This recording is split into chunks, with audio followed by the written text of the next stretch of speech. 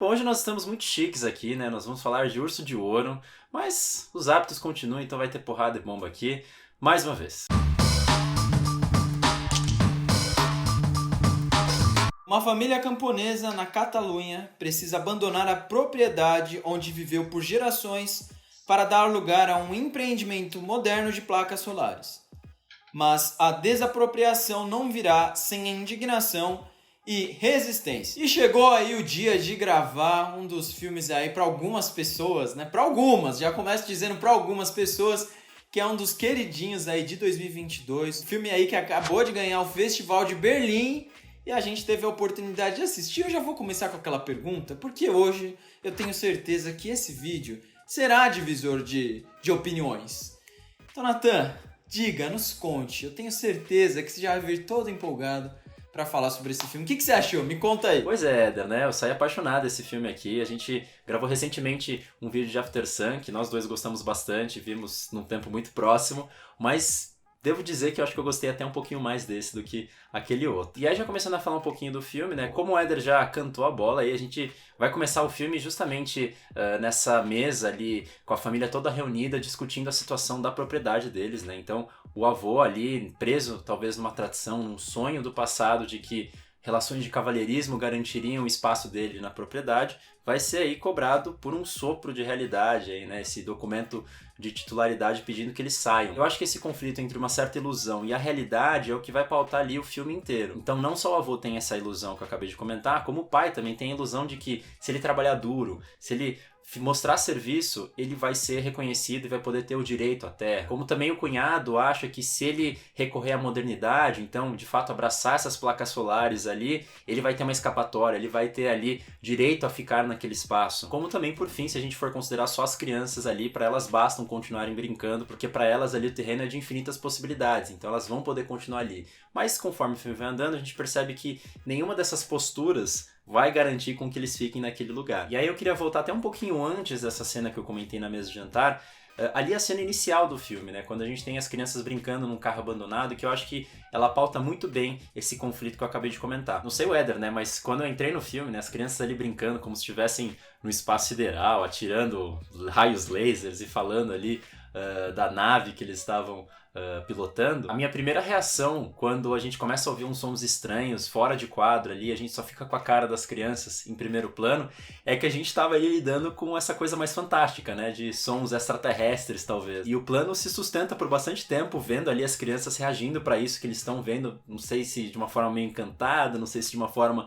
meio assustada, mas as duas convenientemente poderiam ser de fato alguma coisa ali sobrenatural. Então cria-se ali uma ilusão, né? E quando a cena corta, vai para um plano mais geral, a gente vê que na verdade ali tem uma escavadeira que está retirando aquele carro abandonado do lugar, está tirando aquele playground delas de brincar e botando ali um senso de realidade nisso tudo, a gente vê que é o que vai acontecer ao longo do filme, né? Todos os sonhos, inclusive, dessas crianças vão sendo quebrados aos poucos. E aí faço já um comentário paralelo aqui, que eu acho interessante o filme ele começar das crianças e aí indo para esses outros membros da família, porque eu acho que a própria tradição de cinema espanhol tem muito disso, né? De colocar essas crianças em contextos ali sociais difíceis, né? A gente tem grandes cineastas que já lidaram com isso no passado, seja um Carlos Saura, seja um Victor Erice. Eu acho que o filme ali começando com isso, ele puxa um pouco dessa tradição e aí vai levar para algumas outras discussões que a gente vai ter aqui no vídeo. Bom, vocês vejam aí que o Natan está com esse brilho no olhar, aquele sorriso leve, sabe? De quem gostou do filme.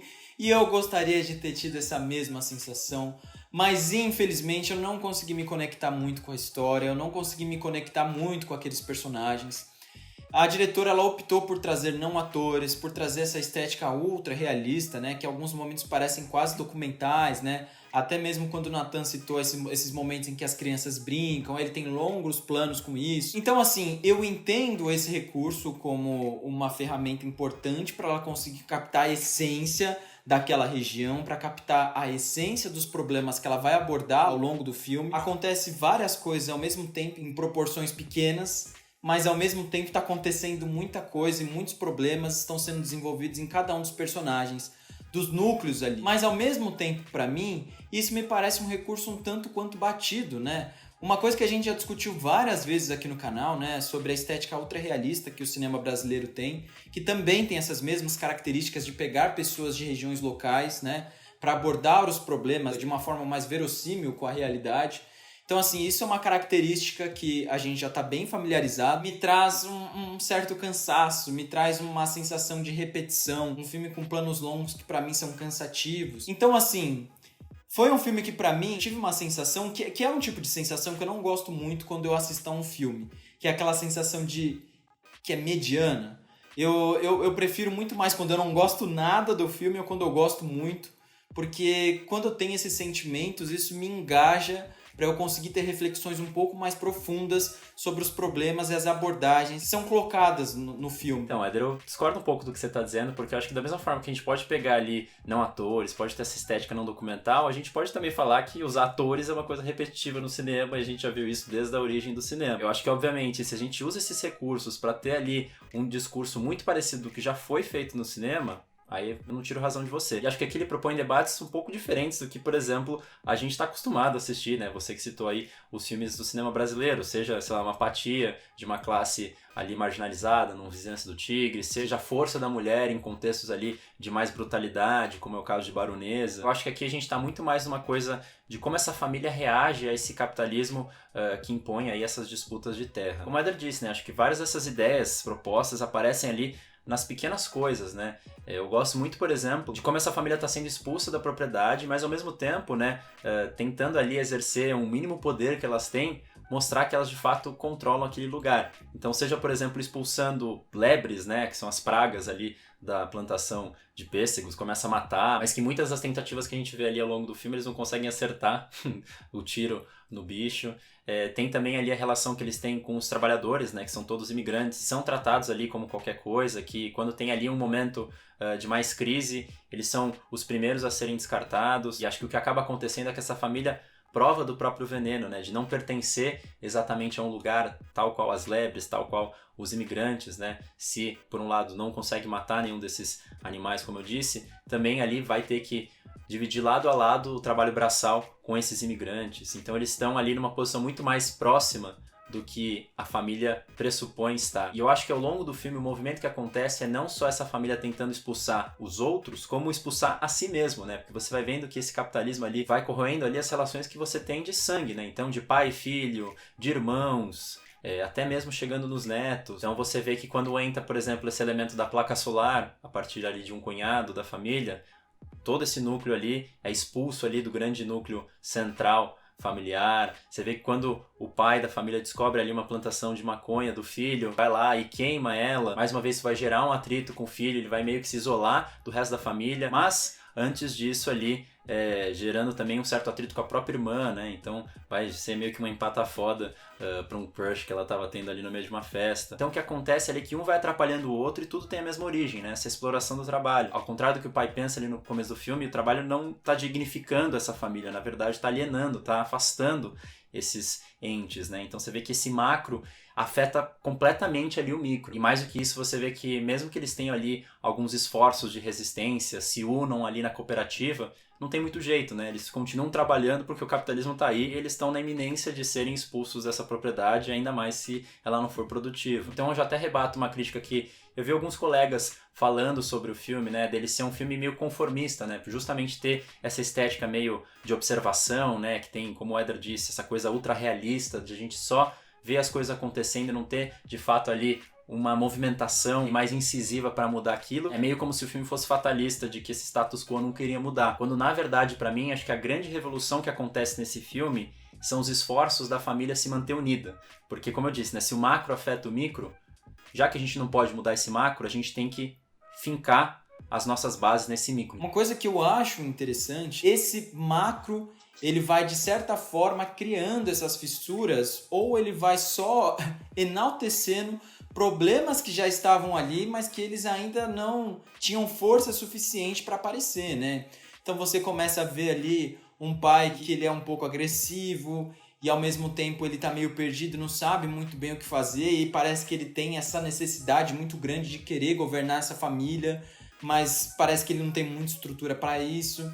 a filha deles ali que tá passando por esse processo de crescimento da adolescência, em que você tem essa dificuldade de se entender, que você tem vergonha de você, que você tem vergonha do seu corpo, que você tem vergonha da sua família.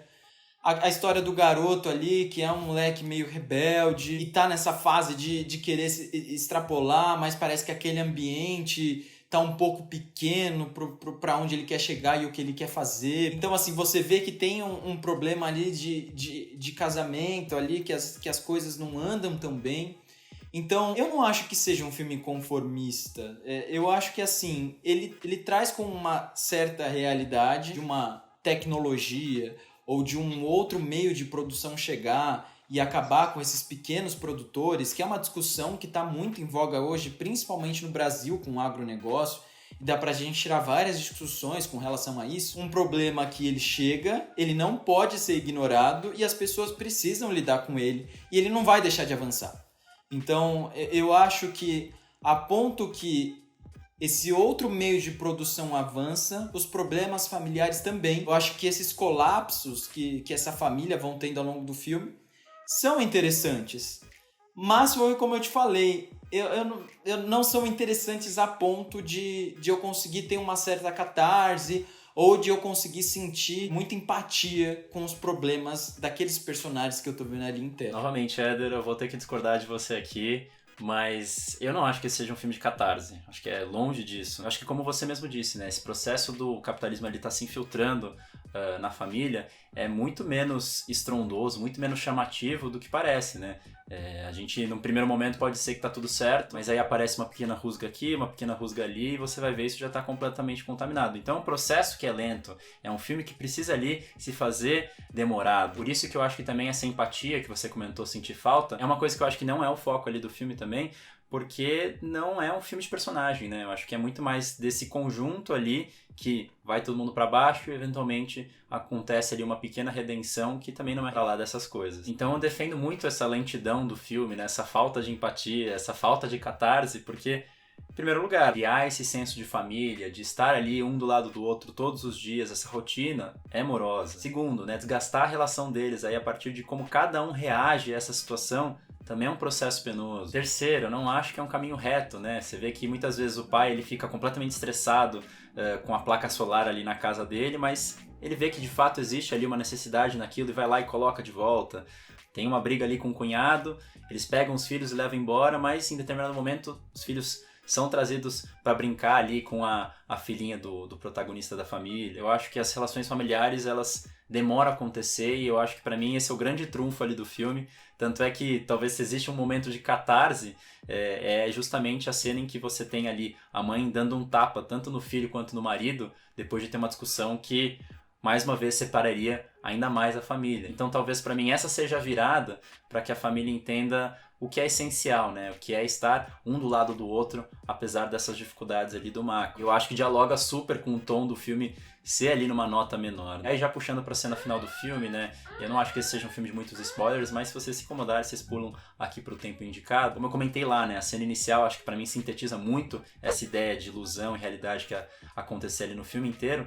E eu acho que existe um eco dessa primeira cena ali no final também, ressignificada num contexto ali maior, né, para toda aquela família, que também acho muito bela. Você vê justamente, né, como eu falei, depois desse tapa, depois da reunião ali de toda a família mais uma vez, quando eles começam a se reestruturar, tem ali um momento de lazer. Quem que aparece de novo? Aquele som ali meio fantasmagórico do fundo, e aí a gente tem ali a escavadeira destruindo a plantação deles. Que seria esse sonho, né, que seria essa ilusão de pertencer àquela terra, mais uma vez é tirado deles. Mas acho que diferente do que a gente tinha ali no começo e ao longo de todo o filme, dessa vez a família vai estar toda unida. E aí pra mim acho que o plano mais bonito é justamente quando a gente tem essa família ali observando a escavadeira, toda num único quadro, né, como se simbolizasse justamente esse núcleo ali unido e observando com melancolia o que vai acontecer ali.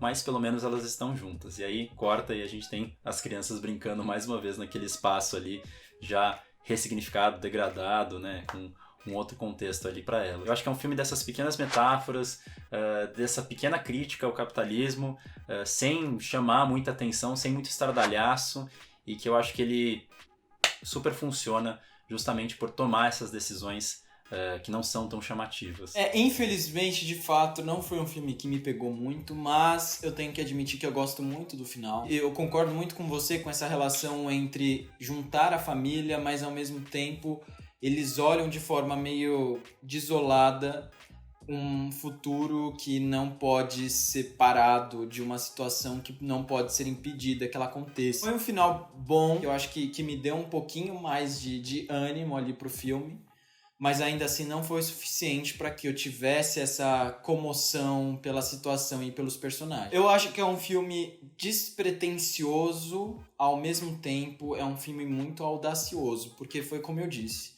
não é fácil construir toda uma narrativa, não é fácil você conseguir exemplificar uma cultura, um povo, contando uma história através de não atores e você fazendo com que tudo funcione muito bem ali e fazendo com que, de fato, você acredite nas situações que estão sendo mostradas ali em tela. Então, para mim, isso é um ponto forte do filme.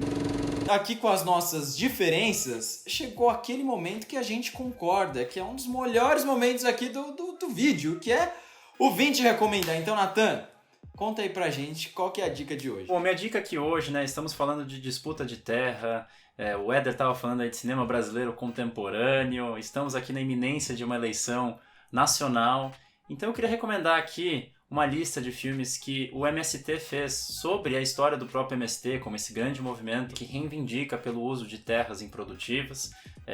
Vou deixar aqui na descrição, então, essa listinha com alguns filmes aí que fizeram um burburinho nesses últimos tempos, como até o próprio Chão, que é recente, mas aí filmes até mais antigos feitos, muitas vezes pelos próprios integrantes do movimento, para vocês conhecerem um pouco aí mais a fundo, eu mesmo, que a gente às vezes sabe qual que é a ideia geral, mas não conhece muito da história. Tá certo? Então é isso, espero que vocês tenham gostado desse vídeo. Não se esqueçam de comentar, de recomendar para outras pessoas, de compartilhar, de curtir, de falar o que vocês acharam. Conta aí pra gente que eu tô curioso para saber se vocês estão mais do meu lado ou do lado do Nathan. Então muito obrigado, até o próximo vídeo. Um grande beijo aqui, ó. Beijo e tchau!